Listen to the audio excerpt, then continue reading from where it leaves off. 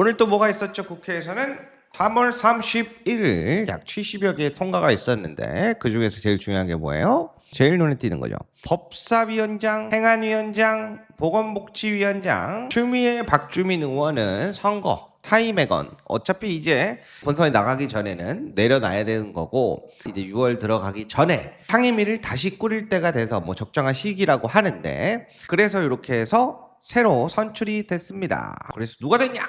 바로 법사위의 서영교 의원님이 법사위원장으로 됐고요. 행안위원장은 권칠승 의원이 됐다라고 결론 전해드립니다. 총투표수 240표 중 165표를 얻은 서영교 의원이 법제사법위원장에 당선되었음을 선포합니다. 존경하는 우원식 의장님, 선배 동료 의원 여러분, 그리고 국민 여러분, 중요한 시기에 막중한 임무를 맡겨주셨습니다. 최선을 다하겠습니다. 민생, 경제, 입법들 신속히 처리해 국민을 위한 국회로 거듭나는데 최선을 다하겠습니다. 검찰개혁 시작했습니다. 언론개혁, 사법개혁까지 제대로 이루어질 수 있도록 법사위원장으로 그 문을 지키고 국민 여러분께 멋진 모습 보여드리도록 하겠습니다. 저에 대한 찬성표가 아주 높지 않은 걸 보니 제가 되는 것이 두려운 분들이 계신 것 같아 속 시원하게 국민들의 답답한 가슴을 뻥 뚫어드리고 국민들이 원하는 법안을 제대로 통과시켜서 대한민국의 이재명 정부의 성공과 대한민국 국민의 평안을 위해 최선을 다하는 법사위원장으로 노력하도록 하겠습니다. 국회의원 여러분의 협조를 부탁드리며 감사 말씀 드립니다. 감사합니다. 보신 것처럼 이렇게 선출된 걸 볼 수 있는데 이야기가 좀 몇 개가 나와요. 이게 2개월 동안 그럼 임시로 만든 건가요? 아니면 6월 가서 또 다시 선출하는 건가요? 라는 부분에 궁금증이 생기는데 위원장 자리 같은 경우에는 아마 이대로 쭉 가지 않을까라는 생각이 드는데 요거는 제가 정확한 거는 요번 주에 국회 가서 한번 다시 취재를 좀 해보겠습니다. 두 번째로 이제 여기서 재밌는 거는 찬성이 아주 높지 않은데라는 말이 들어갔어요. 왜 그러냐면 확정은 아닙니다만 지난번에 원내대표 김병기 의원이랑 같이 붙었던 게 서영교 원내대표였죠.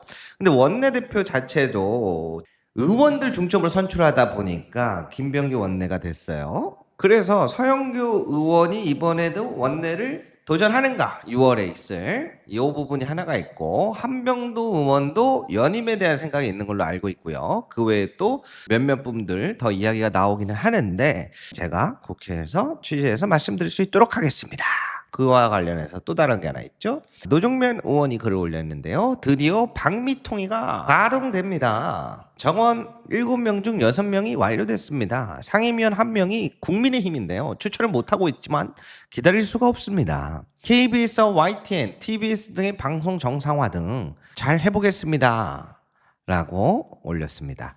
최민희 의원도 올렸는데요. 방송사들에 대한 정상화를 시작하겠다. 그래서 어떤 분들이 됐나? 뭐 JTV 전주방송 보도국 기자이자 교수이셨던 분, 경기대 방통심의회 위원이셨던 분, 이렇게 민주당 추천과 국민의힘 추천 이렇게 해서 된 것 같습니다. 요거 관련해서 이야기가 많이 나와요. 7월부터 유튜브들도 가짜 뉴스나 이러한 악의적인 뭐 보도 방송이라고 해야 될까요? 조심해라라고 하는 분위기가 있다라는 내용이 나오는데 잘 살펴보겠습니다. 추미애 의원도 글을 올렸습니다. 오늘 법사위에서 노동절 5월 1일을 법정 공휴일로 하는 법이 통과되었고 오늘 본회의에서 통과되었습니다. 민간 분야의 한정에 휴일이 적용되는 것이 이제 공무원들도 노동절에는 공무원도 조금 쉬어야 되지 않겠냐 라고 해서 이게 통과되었다. 이번부터 실행이 될 것이다 라고 합니다. 자, 그런 가운데 또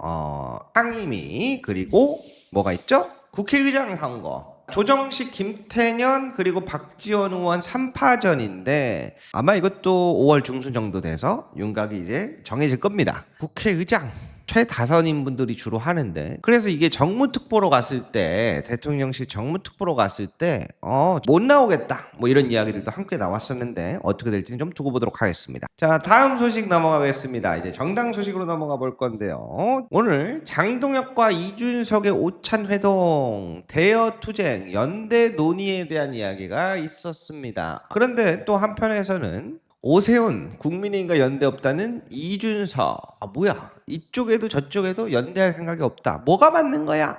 라는 이야기들이 나오기도 합니다. 근데 사실 저는 둘 다 힘들어 보일 것 같아요. 그나마 가능성 있는 건 오세훈 쪽이 아닐까 라는 생각도 듭니다. 왜 그러냐면 장동혁 지도부를 내리는 데 있어서, 그리고 또 홍준표 시장이랑 한 관계 있잖아요.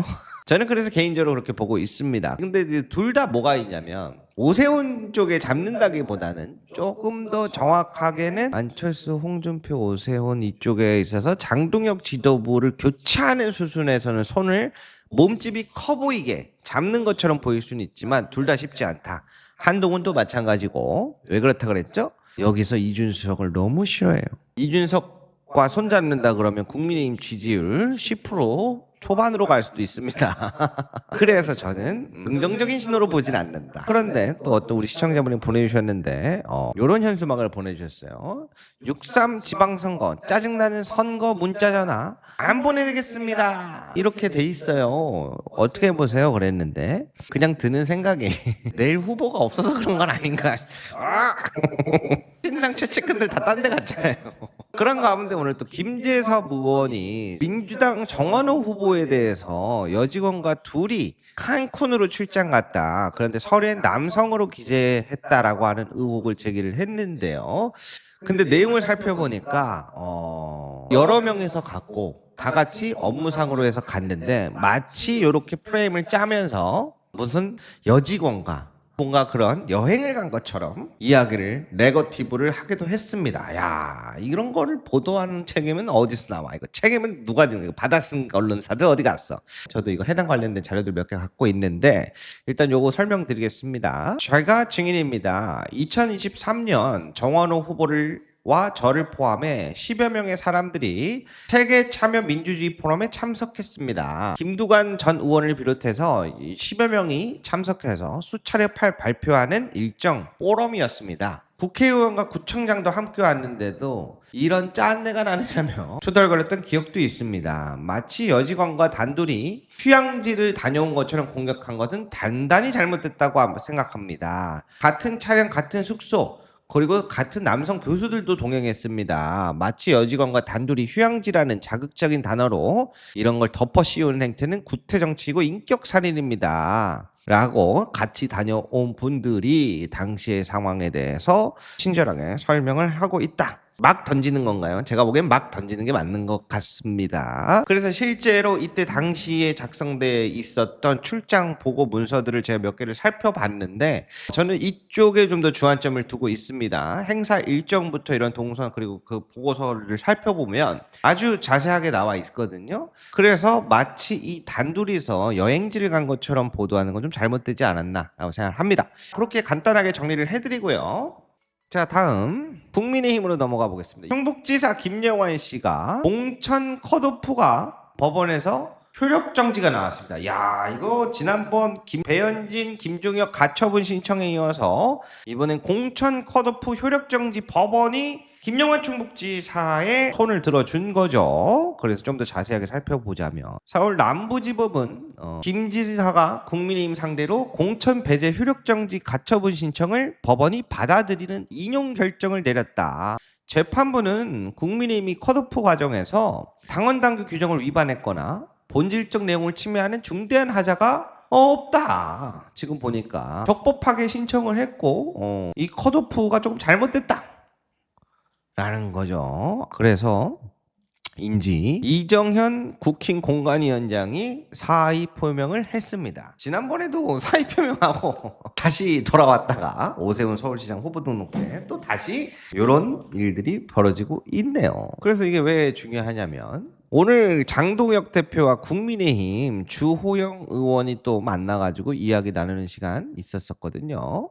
그럼 장동혁 대표랑은 만나서 무슨 이야기를 나눴냐? 이야기는 약 20분 정도 이루어졌는데 장동혁이 나가려고 하니까 기자들이 달려드니까 그제서야 돌아서서 백브리핑을 했다. 질문은 받지 않고 짧게 말하겠습니다. 주호영은 대구 공천 바로 잡아달라. 저는 숙고해 보겠다 말씀드렸다. 여기까지만 할게요. 그리고 이제 주호영 씨가 이어서 백브리핑을 또 합니다. 제가 오늘 장동혁 대표에게 당과 공천 운영 관련해서 할 말 있다고 얘기하니까 제 방으로 오셨습니다. 그래서 막 뭐 공천 파행, 공천 문제점, 헌법, 공직선거법, 당원 당규, 공천 관리 운영 지침 막 어쩌고 해갖고 바로 잡아달라고 요구했다. 그래서 질의응답. 이정현 공관위원장이 광주 전남 출마 시사하면 사태 어떻게 봤냐? 요거는 뭐냐면 아까 공관위원장 사퇴한다 그랬잖아요. 자기가 지금 논란이 돼 있으니까 가장 어려운 지역에 가겠다 그랬거든요. 그래서 사람들이 광주 전남 나간다는 거요? 요 얘기예요. 제가 그래서 의도를 잘 모르겠지만 원래 광주시장을 준비를 하다가 올라온 걸로 안다. 그래서 공관위가 일괄 사퇴했는데 가처분이 인용되면 어떻게 되는 거냐? 공관위 다 사퇴했지 않냐? 이거 어쩌보면 공관위 사퇴가 노림수 아니야? 가처분 신청하면 누가 할 거야? 공관위원장이 없는데. 아무튼 당 지도부가 새 공관위에서 아마 가처분 내용이 나온다면 그에 따른 조치를 할 거라 기대해야 한다. 시간이 얼마 없는데요. 의원님 무소속 출마하실 겁니까? 그때 상황을 봐서 제 생각이나 결심을 말씀드리겠다. 가처분 결정은 언제쯤 날 걸로 보입니까? 목요일날 냈고 금요일에 신문기일이 잡혔고 어제까지 추가 자료 내라고 해서 냈다. 그래서 오늘 심리가 이제 완전히 마무리되고 이번 주 중으로 선고한다고 했는데 빠르면 내일 모레 정도 나오지 않을까 싶다. 그리고 김영환 충북지사나 포항에서 저보다 가처분을 일찍 냈기 때문에 자기도 가처분 신청이 일찍 나오지 않을까? 그러면 어떻게 되죠? 이게 장동혁 지도부가 지금 컨트롤하는 게 계속 법원에서 막히는 부분들이 생기죠. 리퍼블릭 엠브레인 조사입니다. 3월 23일부터 25일까지 요 대구 경북 응답자들에 대한 6.3 지방선거 성격을 물었더니 정부 견제를 위해 야당에 힘을 실어줘야 52, 국정 안정을 위해 여당에 힘을 실어줘야 27, 그리고 다른 조사에서는 또 이와 같이 반대로 또 뒤집히는 조사들이 있어서 대구에서는 지금 계속 엎치락 뒤치락 하고 있다. 그래서 이번에는 진짜로 마지막 순간까지 어떻게 될지 모른다라는 이야기들이 여러 가지 나오고 있습니다.